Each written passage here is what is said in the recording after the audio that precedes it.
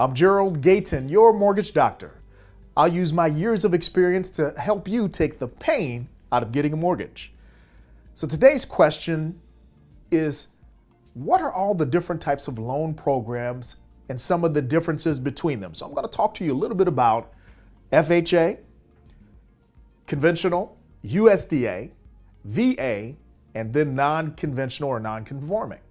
And for each of these, just to make it very easy as you're comparing them, I'm going to use the same format so that you can, if you're taking notes, it'll be a point by point. We're going to look at, I'll give you a quick summary of each.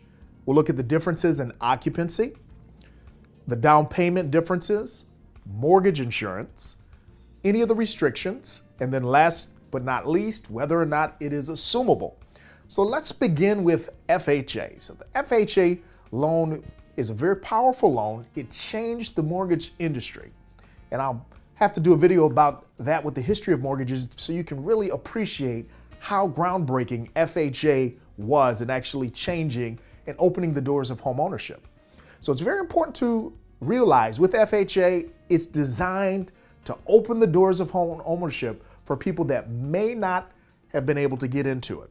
So it's an entry-level home ownership program. So as we talk about that, the occupancy is designed only for people that are purchasing for their primary residence. It's not an investor program because it's designed to help those get into home ownership. Occupancy is owner-occupied only. Now, down payment is as little as 3.5%. If you're buying a house for $100,000, keep the math easy, you'd have to invest $3,500 of your own funds or gift funds as your contribution towards the actual mortgage. So down payment is a lot less than some of the other options. You can put down more, but it has to be a minimum of 3.5%.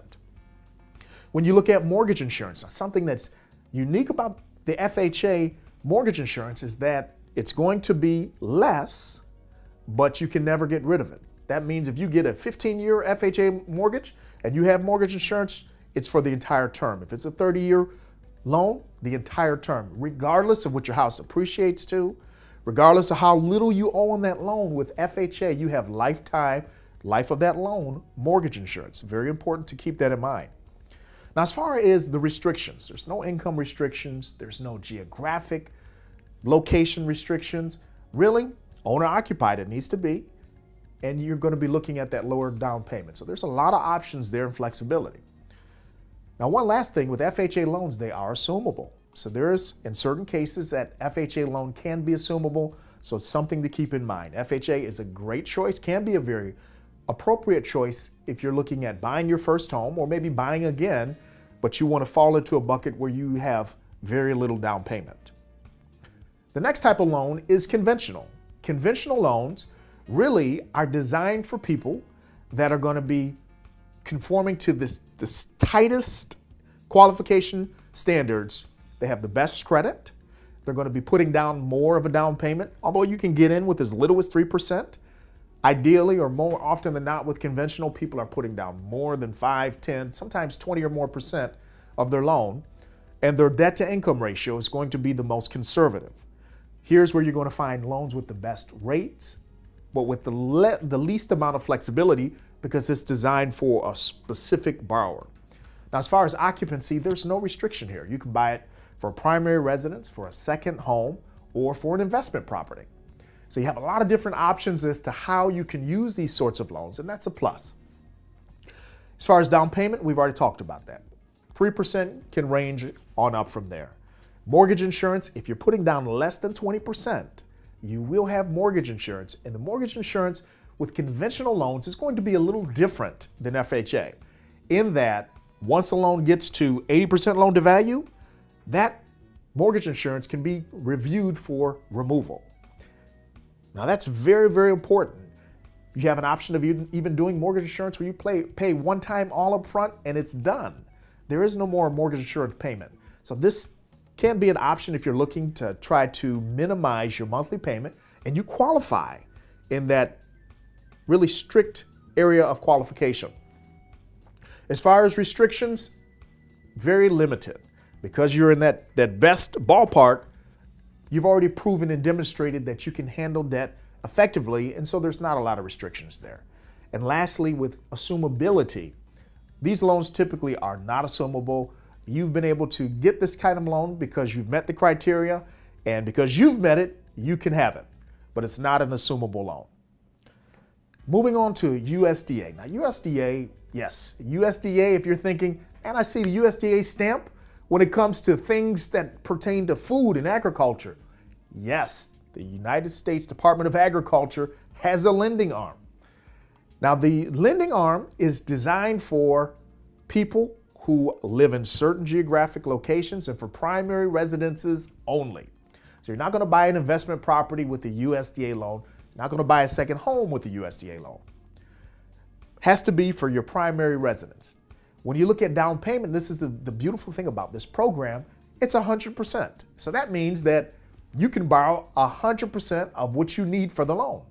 If you're buying a house for $100,000 again, you can borrow $100,000 for that loan with the USDA program. Very, very nice. Now, mortgage insurance is a part of this program, but it's at a lesser amount. So the mortgage insurance is not quite as much, and then it also can be removed, which is different than FHA. So something to consider. Now with USDA, too good to be true, there's gotta be some restrictions. If you thought that, you're absolutely right. There are income restrictions with USDA, and there are geographical restrictions when it comes to USDA. So if you meet the criteria for where the home is going to be purchased, it's primary residence, and your household income, not just your income, but the household income has to be within certain parameters, then you may qualify for a USDA loan. Powerful loan to use. It is not assumable either.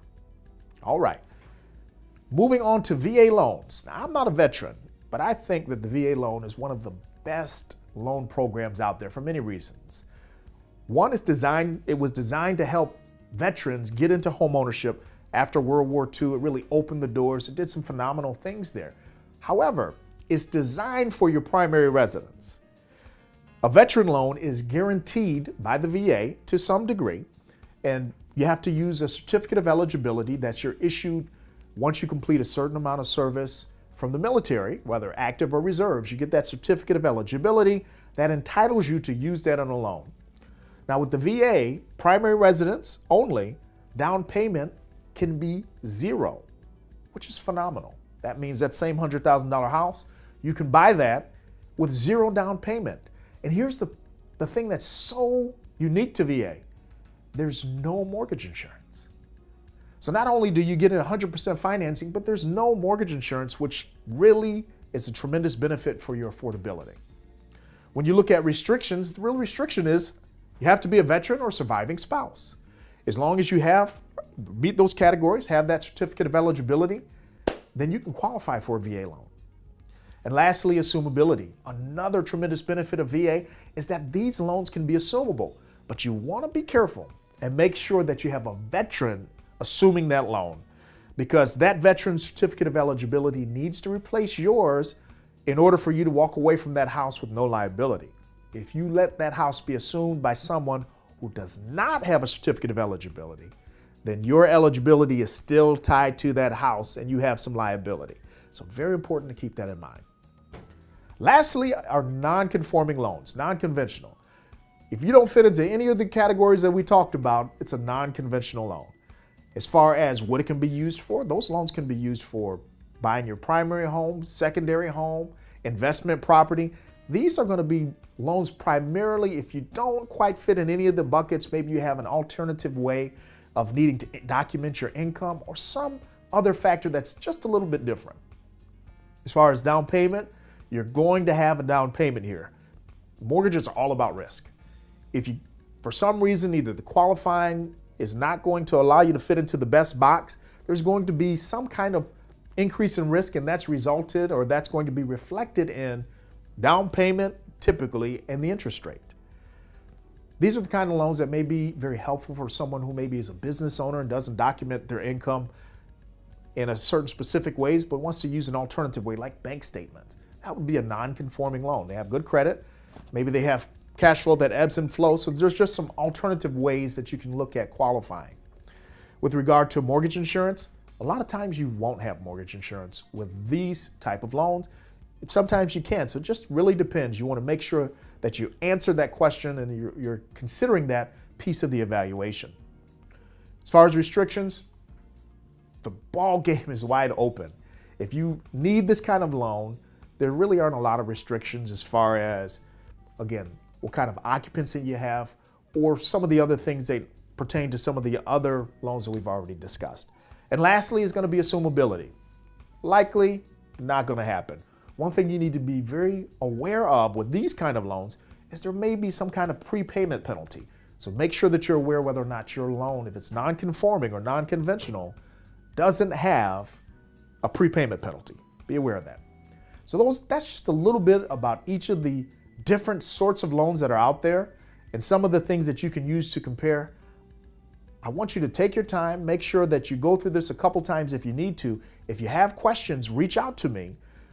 Either put it in the comments section or send me an email. I'll be happy to get into more detail. I'm Gerald Gayton, your mortgage doctor. I'll show you how to take the pain out of getting a mortgage. Till next time.